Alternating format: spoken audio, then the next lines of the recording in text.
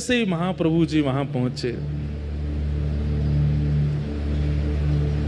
बैठ गए वृक्ष। तब वृंदावन प्रकट नहीं हुआ था, वृंदावन सघन वन था।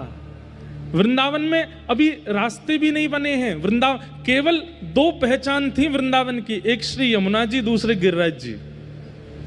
इनके बीच में जो समाहित है वो वृंदावन है। उस समय महाप्रभु जी वृंदावन आए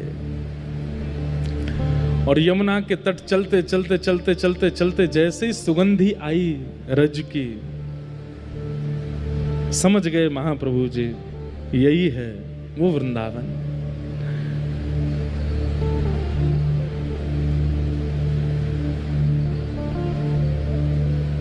हमारी पूनम दीदी ने एक पद दिया बंगला का, बहुत सुंदर भाव। अब सेम तो नहीं गवेगा लेकिन करते हैं प्रयास। मानो महाप्रभु जी, एक बात बताएं आपको, महाप्रभु जी को इमली तालाब पे बैठे बैठे रात्रि की चंद्रमा निशा जैसी हुई तो रास का अनुभव हुआ। यहां से श्याम सुंदर चले आ रहे हैं, यहां से किशोरी जी आ रही हैं, सब सखियां श्रृंगार कर करके आ रही हैं। यमुना के तट पर पुलिन पर अद्भुत रास हो रहा है और उस रास में स्वयं महाप्रभु जी भावावेश में प्रविष्ट होकर के नृत्य कर रहे हैं ठाकुर जी के साथ। वे तो राधा भाव में निमग्न हो जाते थे, स्वयं को किशोरी जी भाव में। उन्होंने प्रार्थना की थी कि राधा भाव विरह भाव मेरे चित्त में आवे। आपकी वेणु की ध्वनि केवल गोपियों को सुनाई दी, कंस को क्यों नहीं सुनाई आपने? अगर ये वेणु की ध्वनि कंस ने सुनी होती तो उसका क्या दोष था, वो भी रास में आ जाता।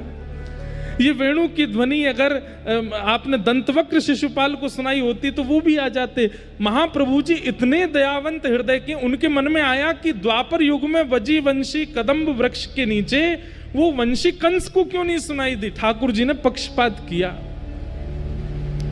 ठाकुर जी आज पक्षपात नहीं होगा, इस कलिकाल में अगर आपने पक्षपात किया अनर्थ हो जाएगा। और तभी उस रास की भूमिका के मध्य में महाप्रभु जी ऊर्ध्वबाहु होकर के हरि नाम की वेणु बजाने लगे और जहां जहां तक स्वर पहुंच जाए सबको सुनाऊंगा, किसी को अयोग्य नहीं मानूंगा। जो सामने आ जाएगा उसको ये नाम ध्वनि सुना करके सबको रास बिहार में प्रवेश कराना है। अब पक्षपात नहीं होगा श्याम सुंदर, अब तो सबको योग्य बनाना है। और तब वृंदावन की खोज कर रहे हैं। केवल यमुना जी और गिरिराज जी ये दो संकेत हैं और कुछ भी नहीं दिख रहा है। सब विलुप्त हो चुका है। वृंदावन ने अपने आप को भीतर अंतरंग रूप